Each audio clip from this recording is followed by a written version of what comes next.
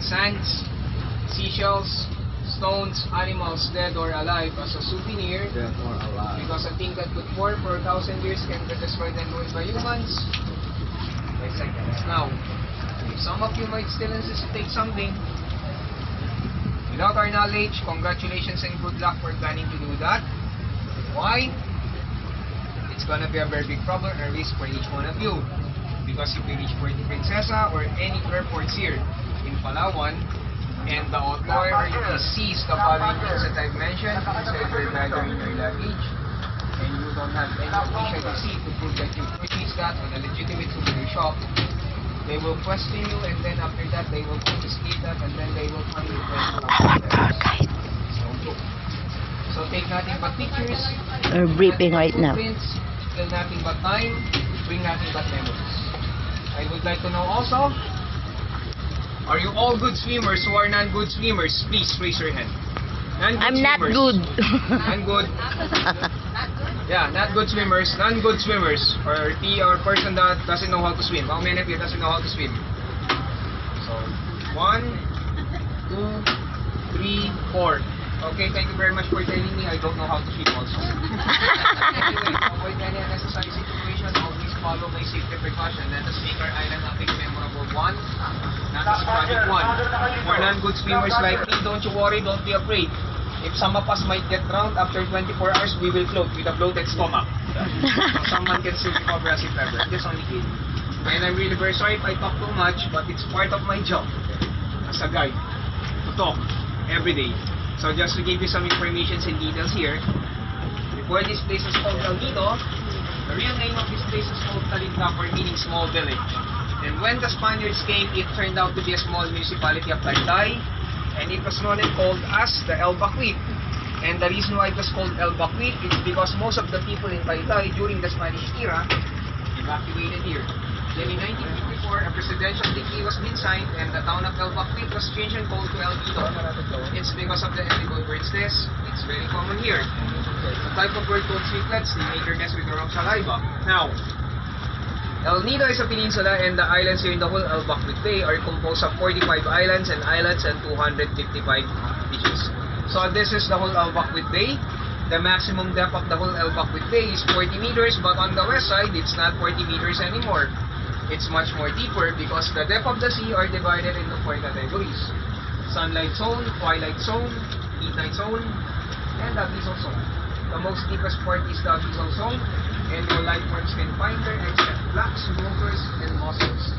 Most of the life forms you can find it and see it on the sunlight zone area. And each of the rocks formation that you're looking right now surrounding us, they're not ordinary stones. They're called limestones, and limestones are sedimentary rocks, and their components is calcium carbonate, and proven by science millions of years ago, they were once corals and submerged underwater. According to some energy science experts also, if a place is rich in limestones, it is an indication that it is also rich in natural gas. So as you can see, Malampaya and Spratly Islands is only 8 hours away from here by boat. And that is the West Philippine Sea. If you go straight there, you'll go to Vietnam, Cambodia, Thailand, and up to China.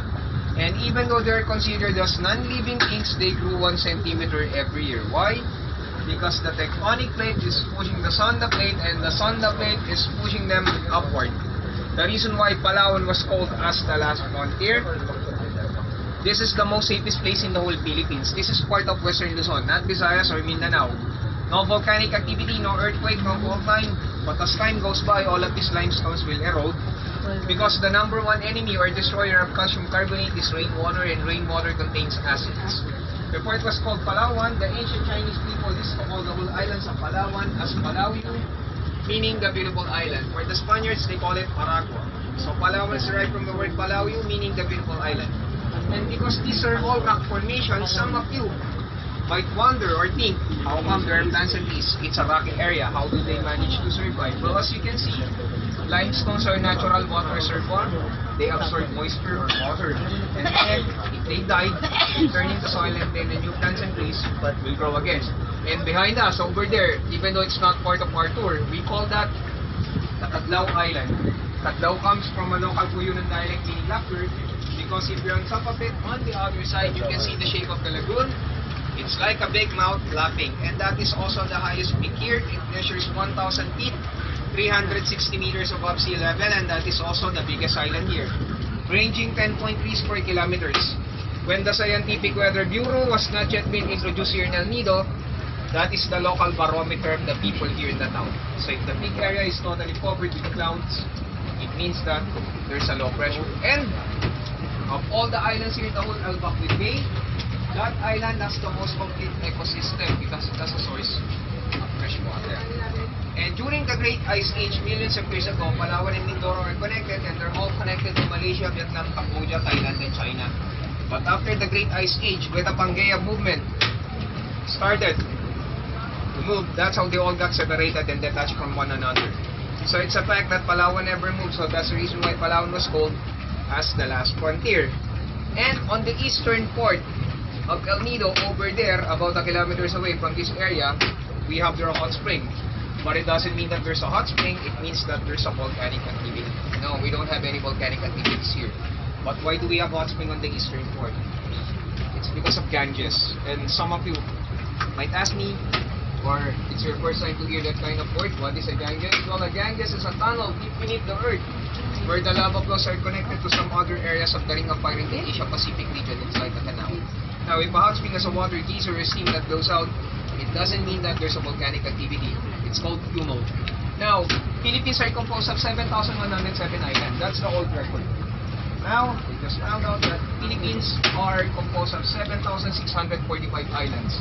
And 1,007 can be seen here in Palawan. And the 100 can be seen in Pangasinan, a northern province in Luzon.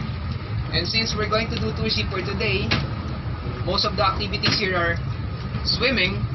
What are the possible dangerous things that we might encounter while doing swimming or snorkeling? Number 1, sea urchin. 2, moray eel. 3rd, stingray. 4th one, lionfish. 5th one, stonefish. 6th one, box jellyfish or medusa. 7th one, white-banded sea crate. 10 times more venomous than a cobra, even though it's not aggressive. Last one, the blue-ring octopus. And what is a blue-ring octopus? Well, a blue-ring octopus is the most smallest of the all octopus family. The size of this. The most cutest but the most deadliest. Why? It contains tetrotoxic venom and there's no antidote on it. So if ever you see one of those things, even though you're not familiar, avoid getting near to it or do not touch anything under the water. An ounce of prevention is better than a cure. And because this is an open sea area,